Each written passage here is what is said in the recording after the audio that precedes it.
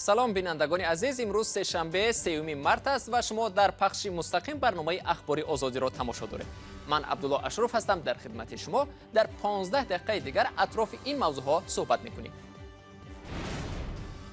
حسین عبدالصمدوف رهبر گروه حمله‌آوران به سیاحان خارجی در دنقره در زندان در شهر دوشنبه فوتید. نرخ نیروی برق در تاجیکستان تا سال 2025 پیاپی بالا خواهد رفت. بانک جهانی میگوید نرخ کنونی برق خراجات برق تاجیک را روی پوش نمی‌کند. تغییر مسیر حرکت تنگی‌های مسافرکشان در شهر کولاب اعتراض رانندگان را به بار آورد. لوبوی شامیاری پیش بازار اومد 88 تا میگه ما اکای تامیرم اپای تامیرم جنگ میگه چی بای تامیره. برنامه را با خبری از تاجیکستان آغاز میکنیم. حسین عبدالصمدوف رهبر گروه حمله‌آوران به سیاحان خارجی در دنقره در یکی از زندان‌های شهر دوشنبه فوتید. مقامات و نزدیکان او این خبر را تصدیق کردند. در اداره زندان‌های وزارت عدلیه تاجیکستان روز 3 مارس در صحبت با رادیو آزادی گفتند که سبب مرگ عبدالصمدوف را مقامات دادستانی کل معین میکنند. عبدالصمدوف سال 2018 از جمله به تروریسم عیبدار شده به حبس ابد محکوم شده بود. ادامه موضوع در گزارش همکارم سرویناز روح‌الله.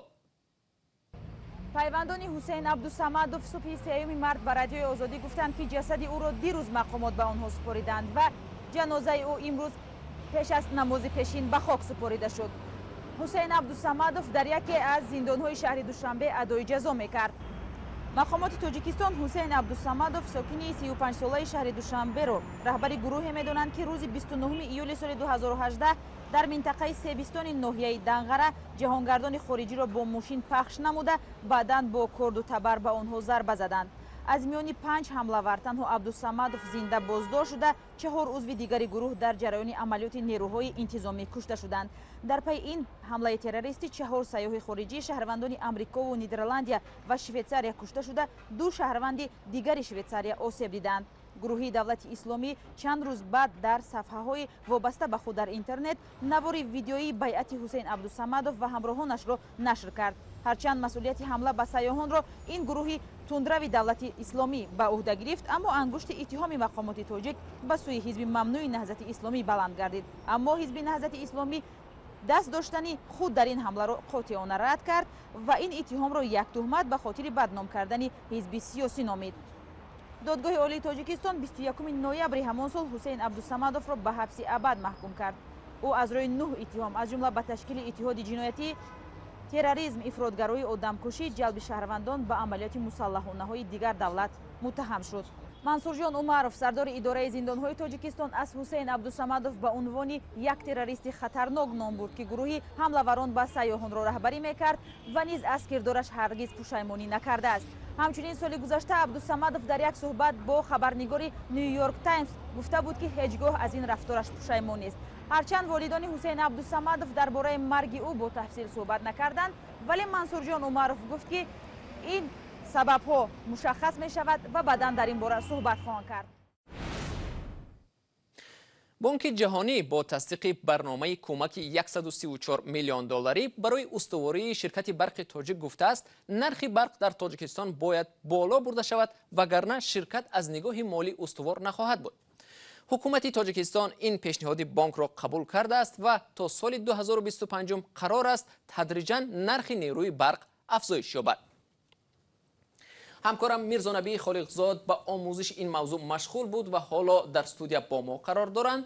میرزا نبی سلام. نخست بگوید که سبب اصلی تا سال 2025 پیاپی بالا رفتن نرخ برق در چی است؟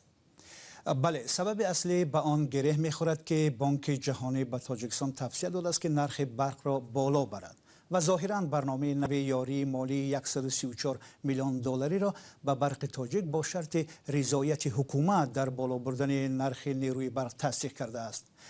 در گزارش بانک جهانی گفته می شود که حکومت تاجیکستان تا سال 2025 تدریجاً نرخ برق را بالا می برد. تا سال 2021 هر سال به قدر 15% و از سال 2022 تا 2025 باشد 8%. عین زمان نرخ نیروی برق برای اهالی بیش از 22 درم است. اگر حکومت بنابر گفته بانک جهانی ارزش برق را گران کند، سال 2025 نرخ هر کیلووات ساعت نیروی برق حدود 35 درم ارزش خواهد داشت. اما کارشناس تاجیک میرزا شریف اسلام‌الدینوف متخصص ساحه انرژی که تجربه طولانی مدیریت در شرکت‌های بزرگ را داشت میگوید پیشنهاد بالا بردن نرخ نیروی برق درست نیست. وقتی ما متخصص‌ها حاضر نرخ همین سطحی نرخی که پارسال معین کردگی بودن همین یک دو سه سال تا یک برقرار شدن پیشرفت اقتصادیات پیشرفتنشو چی کردنشه نگاه داشتن در کار. میرزا نبی، آیا معلوم است که در صورت بالا رفتن نرخ برق روی زندگی مردم خصوصا قشر نادار چی تاثیر میگذارد؟ آیا تشبثکاران چنین پیشنهاد در این باره هم اندیشه کردند؟ ببینید بانک جهانی نیز در گزارش خود اعتراف کرده است که در صورت پیاپی گران شدن نرخ نیروی برق تا سال 2024 حدود 58,000 نفر در تاجیکستان زیر خط فقر قرار خواهند گرفت. بانک جهانی به خاطر پیشگیری از چنین تاثیر منفی پیشنهاد دارد حکومت به خانواده‌های نادار کمک مالیوی رساند تا گرانی نرخ برق جبران شود. یعنی گران کردن نرخ راه حل است میرزا نبی؟ ببینید کارشناسان نظری دیگر دارند. آنها میگویند حسابداری برق تاجیک شفاف نیست و نمیشود بر پای آن نرخ برق را ارزان حساب کرد. آناتولی کلاسنیچنکو یک کارمند بخش انرژی که سالهای طولانی در تاجیکستان کار کرده است میگوید مشکل ساحه برق در تاجیکستان بیشتر در انتقال و تقسیم آن است که حدود 30% خراجات نیروی برق به آن راست میآید. هنگام انتقال میزان تلفات زیاد است، دزدی هم کم نیست. تشکر میرزا نبی برای صحبت. تشکر.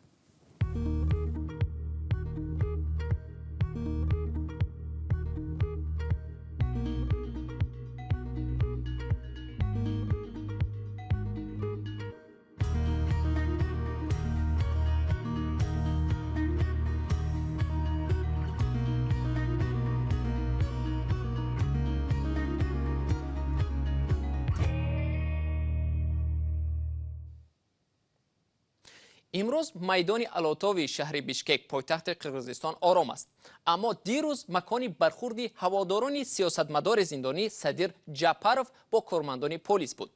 گردی همایی اعتراضگران با چه انجامید در گزارش همکارم خرامان بقازاده میبینیم. روز 2 مارت در شهر بیشکک پلیس قرقیزستان با استفاده از گاز اشک‌آور و آب اعتراضگران را پراکنده کرد. اعتراضگران در میدان الاتو طلب داشتند که سیاستمدار محبوس صادر جعپروف از زندان رها شود. جعپروف سال 2017 با جرم گروگانگیری به مدت 11.5 سال از آزادی محروم شد، ولی خود او عیبنامه را دارای انگیزه‌های سیاسی مینامد. سال گذشته جعپروف از پرزیدنت قرقیزستان خواست که او را عفو کند، ولی تا حال پاسخی نگرفته است. همچنان اعتراضگران استعفای حکومت و ضرورت تغییر و علاوه به کنستیتوسی قرقیزستان را در میان گذاشتند. خبرنگاری رادیوی آزادی میگوید پلیس در مقابل صدها اعتراضگر از گاز اشک‌آور استفاده کرد. اعتراضگران در جواب به سوی پلیس و نیروهای امنیتی سنگ هوا داده به ماشین و اداره‌های گرد و اطراف آسیب رسانیدند. وزارت امور داخلی میگوید که بیش از 30 نفر بازداشت شده است. با گفته این نهاد اعتراضگران باید تا ساعت 5 این گردی همایی را به پایان میرسانیدند، ولی آنها بعد از آن هم در میدان بودند. Hazır alar ulam toplaşıp بعد چند روز اوج خشونت بر پایه اختلاف‌های دینی در پایتخت هند شهر دهلی نو، صاحبکاران محلی خساراتشان را حساب می‌کنند. برخورد پیروان دین اسلام و دین هندی باعث تخریب ده‌ها فروشگاه و به یغما رفتن مال آنها شد. ادامه موضوع در گزارش همکارم طاهری سفر. پس از چند روز بی‌نظمی‌ها در پایتخت هند شهر دهلی، مالکان تجارت خرد و میانه بار اول جرأت کردند به کوچه برآیند و زیانی رسیده را حساب کنند. پس از برخوردهای بی‌سابقه در 10 ساله اخیر میان مسلمانان و هندوان، شهر به مکانی محاربه‌های خونین مانند شد. آفتابخان دوچرخه فروخت کنون تجارتش نابود شده است. آنها همه چیز را از مغازه بیرون کشیدند، آتش زدند و چندی را هم دزدیدند. با وجود آنکه روز یکشنبه در کوچه ها نیروهای پلیس بیشتر حضور پیدا کردند، اما ساکنان همان خوف دارند از خانه‌هایشان بیرون شوند. мо 3 рӯз хоб набудем. Мо мижа таҳна карда кӯдаконро позбонӣ кардем. Ман намефаҳмам ки чӣ гуна ин иттифоқ рух дод. Кӯдакон бетоқат шуданд, мехоҳанд аз хона бароянд, аммо чӣ гуна? Мо маҷбурем дар дохили хонаҳо бимонем. беназмиҳо ҳафтаи қабл шурӯъ шуд ва то панҷшанбе идома кард. гурӯҳи ҳиндувони мӯътариз мактаби маҳаллӣ, шифохона ва чанд масҷидро оташ заданд. эътирозгарон ба сӯи якдигар санг ҳаво медоданд, мошинҳоро оташ заданд. ба гуфтаи мақомоти интизомӣ дар муноқишаҳо 33 нафар ҷон бохтанд. ҳудуди 200 тани дигар дар шифохонаҳо бо осебҳои гуногун бистарианд. чунин вокуниши пуршӯро дар ҷомеа тағйирот ба қонуни муҳоҷират ба бор овард. бинобар тағйироти ахир ба паноҳандаҳое ки аз пайравони динҳои асосӣ дар ҷанубу шарқи осиё ҳастанд шаҳрвандии ҳинд дода мешавад ба ҷуз аз мусулмонҳо. мусулмонони бумӣ изҳор медоранд ки тағйироти нав асли дунявияти давлат ва худи конститутсияро вайрон кардааст, чун одамонро бинобар мансубияти динӣ ҷудо мекунад. صبح امروز ساکنان در کولاب سومین شهر بزرگ تاجیکستان به کمبودی نقلیات مسافربر دچار آمدند چون رانندگان نقلیات از یک تصمیم حکومت شهر ناراحت شده برای بیان اعتراض در یکی از ایستگاه‌ها جمع آمدند. تفصیلات موضوع در گزارش همکارانم محمود جان رحمتزاده و شادمانی یتیم. ده ها راننده در شهر کولاب به نشان اعتراض دست به کارپرتایی زدند. این راننده ها که در مرکز شهر به مسافرکشی مشغولند از یک قرار مقامات ناراضی اند. برای راهمون محکم کردن لیسرا پیش بزرگ میگم ممکن نیست بگذر زهاد میره وقتی آدم نیست که خیلی میره خالی این مردم همه 80 90 میل میوان خالی میره پروتکل کسان آدم را. مقامات شهر امر داده است که مسافرکشان خط سیرهای 2 و 3 از نزد بازار مرکزی نگذرند و از دیگر سمت حرکت کنند. راننده ها میگویند در راه نو آدم کم است و ضرر میبینند. ما 30 لیتر زعفرافکا کن سای سوما ندارن مینوس رفتیم چیکار کنیم آقا این شایبان کارزوی مردم هم انولده سیر چیکار شو نکنه که نرخ راهگیرها در این خط سیرها یک سامانی است. مسافرکشانی را که به نزد بازار میگذرند ناظران جریمه میکنند. روز 3 مارس همگی 3 مسافرکش در این خط سیری نو حرکت میکردند. لوبوی شمیاری پیشی بازار اومد داشتم میگه ما اکای تمیرم اپای تمیرم جنگ میگه چی بای تمیره میگه گای ما را جریمه میکنه مفرد شما کدا در تم شپا همه گپ میگه اونم ما اینکه یک سومون همین جا میگیریمش 10 کیلومتر یک سومون 10 کیلومتر میبره. صبح 3 مارس کوچه های شهر کولاب کم ماشین بود.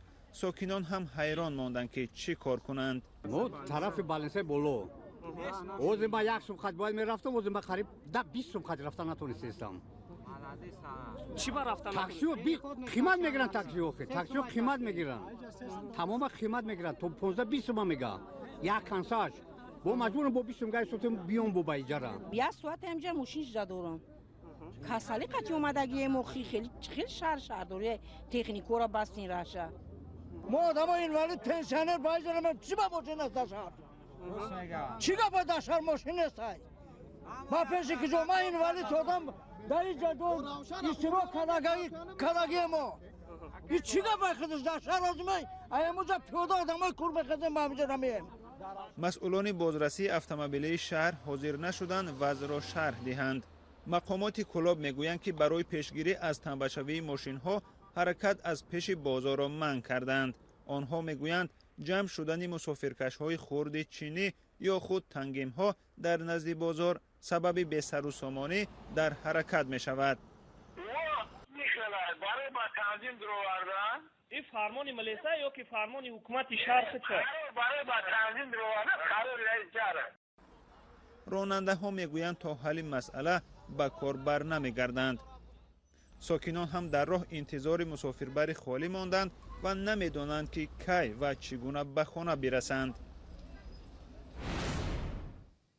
بینندگان عزیز اینجا رسیدیم به پایان برنامه امروز. اخباری از این بیشتر را در سامانه رادیوی آزادی www.azadi.org بخوانید و در صحیفه آزادی ویدیو در شبکه اجتماعی یوتیوب تماشا کنید.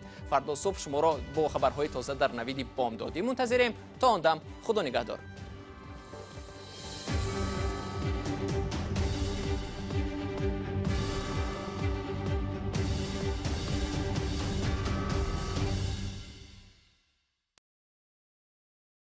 Radio Liberty, Praha.